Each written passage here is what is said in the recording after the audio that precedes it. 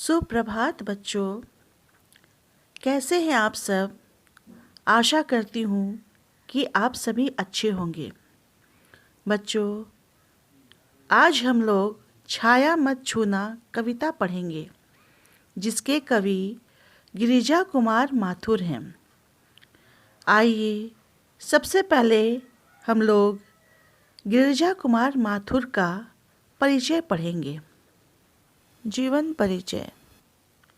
आधुनिक युग के कवियों में अग्रणी कवि गिरिजा कुमार माथुर का जन्म सन 1918 में गुना, मध्य प्रदेश में हुआ था, किंतु प्रारंभिक शिक्षा झांसी, उत्तर प्रदेश में हुई। उस शिक्षा लखनऊ से ग्रहण की। लखनऊ से उन्होंने MA अंग्रेजी और LLB की उपाधि अर्जित की। शुरू में कुछ समय तक वकालत की, बाद में आकाशवाणी और दूरदर्शन में कार्यरत हुए। इनकी कविताओं में प्रारंभ में ब्रजभाषा का प्रभाव है, क्योंकि इनके पिता ब्रजभाषा के कवि थे। यही कारण था कि माथुर में कविता के प्रति रुचि परिवार से ही उत्पन्न हुई और छोटी उम्र से कविता लिखने का प्रयास करते रहे। उनका निधन सन 1994 में हुआ। गिरिजा कुमार माथुर की रचनाएं हैं नास और निर्माण, धूप के धान, सीला पंख चमकीले और भीतरी नदी की यात्रा। उन्होंने नाटक भी लिखा है। जन्म कैद, आलोचना है, सीमाएं और संभावनाएं। गिरिजा कुमार माथुर के काव्य में नवीनताएं हैं। उनके काव्य में नूतन अलंकार का प्रयोग प्रचुर मात्रा में है। कविता को सरस सजीव बनाने का उन्होंने भरपूर प्रयास किया है। उनकी काव्य भाषा में सहजता है। देशज शब्दों के साथ अन्य भाषाओं के शब्दों का प्रयोग निसंकोच हुआ। छाया मत छूना। यहाँ छाया शब्द का आशय बीते समय की सुखद स्मृतियों से है, यानी यादों से हैं, जो मानव मन के किसी कोने में दबी छिपी बैठे रहती हैं। इन सुखद यादों को इसलिए नहीं छूना चाहिए क्योंकि इन्हें याद करने से वर्तमान का दुख कम होने की बजाय बढ़ ही जाता है। छाया मत छूना कविता के माध्यम से कवि यह कहना चाहता है कि जीवन में सुख और दुख दोनों की उपस्थिति है। बीते हुए सुख को याद कर वर्तमान के दुख को और गहरा करना तर्कसंगत नहीं है। इससे दुख दूना होता है। यह कविता अतीत की यादों को भूलकर वर्तमान का सामना कर भविष्य का वरण करने का संदेश देती है। वह यह बताती है कि जीवन के सत्य को छोड़कर उसकी छायाओं से भ्रमित रहना, जीवन की कठोर वास्तविकता से दूर रहना है। छाया मत छूना, मन होगा दुख दूना। जीवन में है सुरंग सुधिया सुहावनी, छवियों की चित्रगंध फैली मन भावनी। तन सुगंध शेष रही, बीत गई यामनी।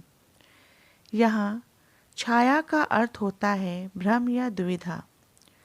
सुरंग का अर्थ होता है रंग बिरंगी, सुधिया यानी यादें, छवियों की चित्रगंध यानी चित्र की स्मृति के साथ उसके आसपास की गंध का अनुभव।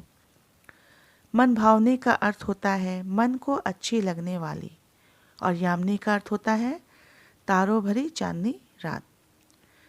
यहाँ कवि आशावादिता का संदेश देते हुए कहते हैं कि जीवन में कभी सुख आते हैं तो कभी दुख। जो समय बीत गया उसके सुखों को याद कर वर्तमान के दुखों को और बढ़ाने से कोई लाभ नहीं है, क्योंकि इससे हमारी समस्याएं कम होने के स्थान पर और अधिक बढ़ती है। इसलिए कवि कहते हैं कि हे मन, जो तेरे जीवन में सुख भरे दिन थे, दुख की इस घड़ी में उन दिनों को याद करके उन्हीं में मत डूबा रह, क्योंकि इससे तुम्हारा दुख दुगना ही होगा। माना कि जीवन में रंग बिरंगी सुहावनी यादें हैं। बीते दिनों के सुख भरे चित्रों की स्मृति के साथ साथ उसके आसपास की सुहावनी गंध चारों ओर फैली हुई है। लेकिन अब वो तारों भरी सुंदर रात बीत गई है, उसकी केवल छवि शेष रह गई है। कुंतल के फूलों की याद बनी चांदनी, भूली सी एक छुअन बनता हर जीवित क्षण, छाया मत छूना, मन होगा दुख दूना। यहाँ कवि कहते हैं, घने काले बालों एवं फूलों की सुनहरी यादें शेष है। उन सुखद पलों की एक भूली सी याद हर पल को सजीव बना देता है। ऐसा लगता है मानो वे कल की ही बातें हो और चलचित्र की भांति हमारी आंखों के सामने घूमने लगती है। इसलिए हे मन, उन सुखद पलों को याद करने से वर्तमान का दुख बढ़ने के अलावा कुछ हासिल होने वाला नहीं है। हाँ, मन का दुख अवश्य दुगुना हो जाएगा। इस काव्यांश में मनुष्य के लिए निहित संदेश यह है कि बीते सुखद समय को याद करने की बजाय वर्तमान की परिस्थितियों के साथ सामंजस्य बैठाकर जीवन में आगे बढ़ते रहना चाहिए। ठीक है बच्चों, अब मैं कुछ प्रश्न देती हूँ, उसे आप लोग बनाइए। जिनमें पहला प्रश्न है, छाया शब्द का आशय स्पष्ट करते हुए बताइए कि इन्हें क्यों नहीं छूना चाहिए।